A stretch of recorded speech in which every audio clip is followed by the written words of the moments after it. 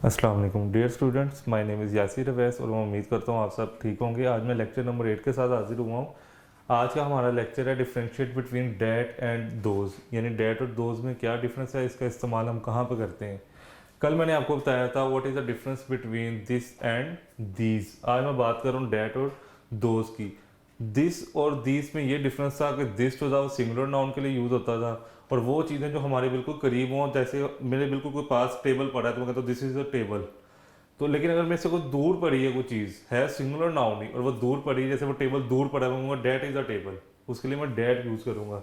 So that is use only for singular noun और singular object which is far from us, यानी ये singular object के लिए ही इस्तेमाल होता है डैट, लेकिन वो चीज़ हमारे से दूर होनी चाहिए। जैसे मैं कहता हूँ कोई बस खड़ी है और मेरे से दूर खड़ी है, तो मैं ये नहीं कहूँगा दिस इज़ अ बस, मैं कहूँगा डैट इज़ अ बस, यानी वो चीज़ मेरे से दूर है और उसकी तरफ मैं उसको वो निशानदेही उसकी कर रहा हूँ, उसकी तरफ इलस्ट्रेशन कर रहा हूँ, उसकी तरफ मैं उसको वो, जैसे कोई बस मेरे से दूर खड़ी है, स्टॉप पे खड़ी है, तो मैं ये नहीं कह सकता दिस इज़ अ बस, मैं कहूँगा डैट इज़ अ बस। मैं उसको उसको पॉइंट आउट कर रहा हूँ उस चीज़ को, तो उसको मैं डैट कह के फिर इस्तेमाल करूँगा उसको।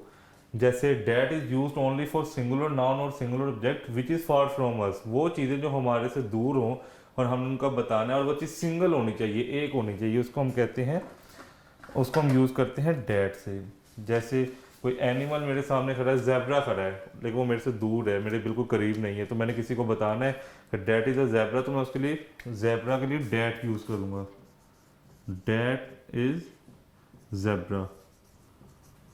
या कोई गाड़ी है, कोई बस खड़ी है और वो मेरे से दूर है और एक ही बस खड़ी है, तो उसके लिए मैं क्या यूज़ करूँगा, डैट, डैट इज़ अ बस, कि वो एक बस है। अगर बस वो मेरे बिल्कुल करीब होती तो बस यहाँ पे रिप्लेस करता दिस को, दिस इज़ अ बस कहना था मैंने। कोई बुक है, मैं कहता हूँ डैट इज़ अ बुक, और वो बुक मेरे से दूर पड़ी है, वो शेल्फ पे पड़ी है, तो मैं कहूँगा डैट इज़ अ बुक। तो इस चीज़ से हमें ये अंदाज़ा हुआ कि डैट का इस्तेमाल हम किस चीज़ के साथ करते हैं, वो चीज़ें जो सिंगुलर ऑब्जेक्ट हो, सिंगुलर चीज़ हो, जैसे मून है, चांद है, वो एक ही है, तो हम उसे कहेंगे डैट इज़ अ मून। हम ये नहीं कह सकते दिस इज़ अ मून, क्योंकि वो हमारे से फार अवे है, हमारे से दूर है। तो एक तो वो चीज़ दूर होनी चाहिए हमारे से।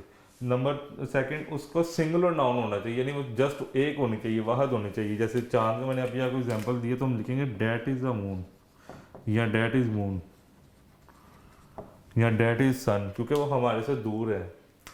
तो ये तो हो गया डैट के बारे में। अब दोस्त क्या है, जैसे दिस सिंगुलर के लिए था, दिस प्लूरल के लिए था, इसी तरह डैट सिंगुलर के लिए और दोस्त जो है वो प्लूरल के लिए, और ये भी चीज़ें हमारे से दूर होनी चाहिए।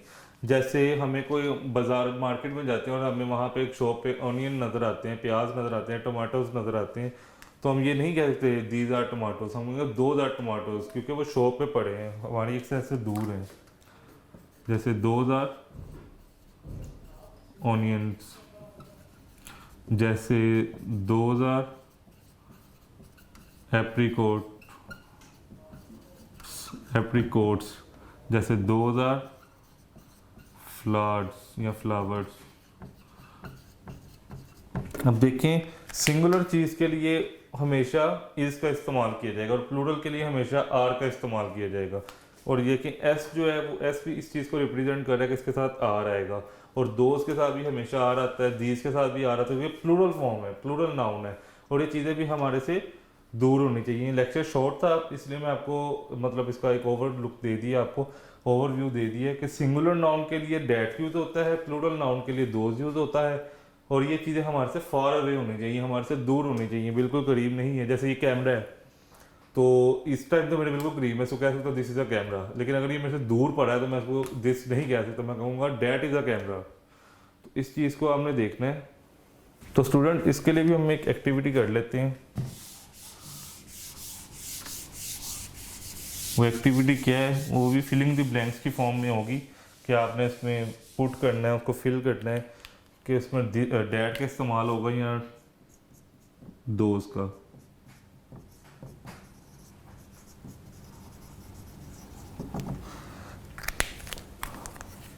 जैसे मेरे पास कोई, मुझे मेरे से दूर कोई बैग पड़ा है और मैं उसको लिखता हूँ इस बैग आर कार्स,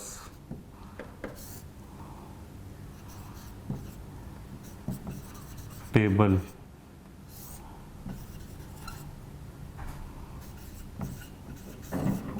बॉयज़।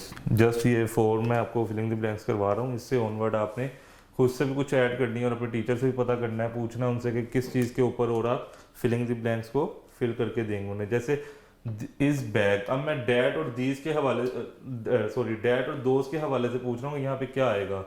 अब यहाँ पे दोस्त तो आ नहीं सकता क्योंकि यहाँ पे इज है। दोस्त के लिए मैंने बताया था आर आएगा और लास्ट पे प्लूरल फॉर्म के लिए एस लगा होगा, लेकिन यहाँ पे ना एस है और ना आर है, तो इसके लिए क्या होगा, डैट।